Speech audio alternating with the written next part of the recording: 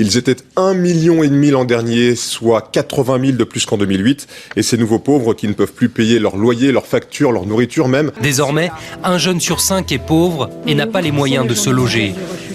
Au-delà de ces constats alarmants, il y a aussi le spectre de la pauvreté, la crainte de devenir pauvre. Ce sentiment de vulnérabilité concerne à présent plus d'un Français sur deux. Dans la précarité. Un message d'ATD Quart Monde est un message complexe et décalé par rapport à toutes les perceptions qu'on peut avoir de la pauvreté. Les médias audiovisuels utilisent des technologies, des codes qu'il faut connaître, sinon on est ou piégé, ou déformé, ou trahi. C'est de l'apprentissage, ce sont des techniques, ce sont des codes. Bonjour Laurent. Bonjour Nathalie, bonjour à tous. 2010, année européenne de la lutte contre l'exclusion. En France, le coup d'envoi est donné aujourd'hui. Pour des personnes venant de tous horizons, et particulièrement du monde de la pauvreté, c'est un vrai défi que de vouloir parler au nom d'un mouvement. Il faut trouver le bon chemin pour s'exprimer, exprimer sa pensée, ce qu'on porte en soi, vouloir s'adresser à d'autres, à un public qu'on ne connaît pas, et sentir s'il faut parler au nom des autres ou en son nom propre. Ce qu'on veut dire du message du mouvement, ce qu'on veut dire, à qui on veut le dire, à qui on parle. Donc ça c'est un point important. Comment on va le dire.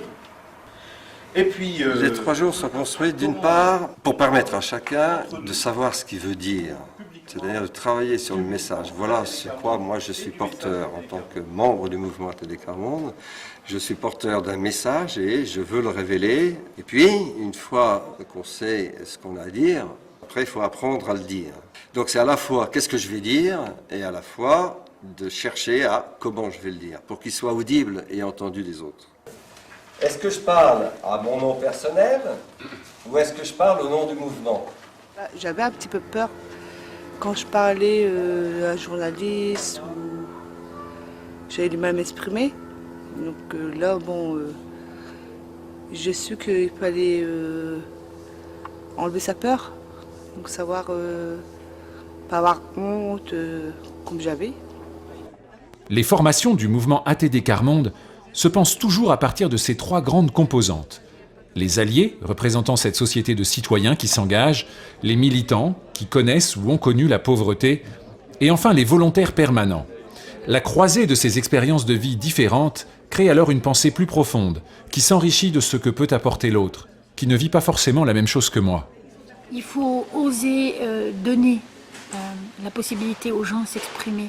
Et même s'ils ont du mal, c'est de prendre du temps ensemble et à plusieurs et de se permettre de parler, de dire tu dirais quoi et de lui laisser le temps. Et petit à petit, ce temps-là, il va gagner en confiance en lui et il va sortir plus facilement les mots qu'au début il bégayait ou qu'il avait du mal à dire parce qu'on le considère comme une personne qui a des choses à dire.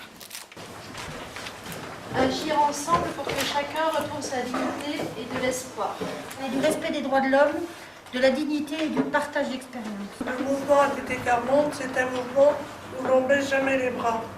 Les plus pauvres ont un savoir d'expérience, quelque chose qui leur est propre, dans cette volonté farouche de détruire la misère. Ils ont de véritables clés de compréhension du monde. Si on les croise avec d'autres savoirs ou expériences, ils peuvent alors devenir de réels acteurs dans la lutte contre la pauvreté. Donc vous voyez, on est parti de nous là, de nos tripes, et on a une responsabilité en tant que membre du mouvement ATD Quart Monde de ne pas demander c'est quoi la position du mouvement, c'est quoi le message du mouvement. Le mouvement c'est nous. C'est-à-dire qu'on cherche à ce que des personnes qui connaissent ou qui ont connu la grande pauvreté et qui disent ce mouvement c'est le nôtre, ce mouvement j'en suis militant, elles s'expriment. Et ça veut dire qu'elle s'exprime en parlant du combat collectif, de l'espérance collective, de l'ambition collective qu'on a ensemble.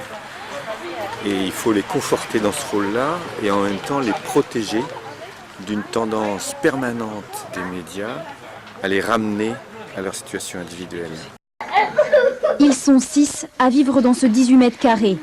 Une pièce qui leur sert de salle à manger, de salle de jeu, mais aussi de chambre à coucher. Et tous les soirs, c'est le même rituel. Je trouve que la journaliste n'a pas fait à se parler des enfants. Parce que c'était sur les droits des enfants, elle aurait dû au moins interroger les enfants. Ces temps de rencontre sont des moments propices pour se confronter aux réalités des médias. Évaluer un reportage télé et partager son analyse avec de vrais journalistes invités pour l'occasion est une chance unique d'avancer. On devient acteur et spectateur à la fois.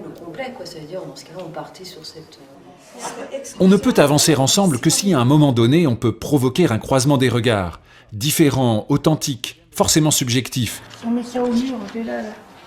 C'est une famille pauvre qui a... Un puzzle? Non, comme un puzzle, oui, mais c'est...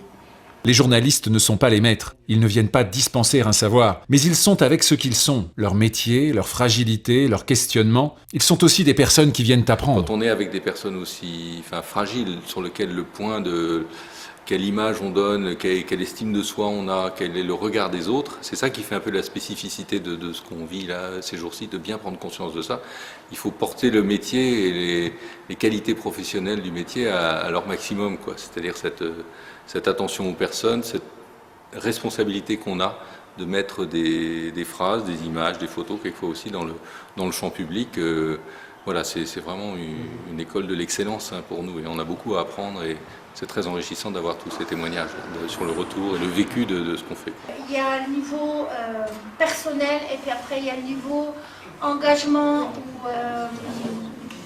Voilà, je veux dire, après moi quand je viens en tant que membre du mouvement ATD Quart Monde, je vais clairement dire je m'appelle Marie-France Zilmer et je viens au nom du mouvement Quart Monde.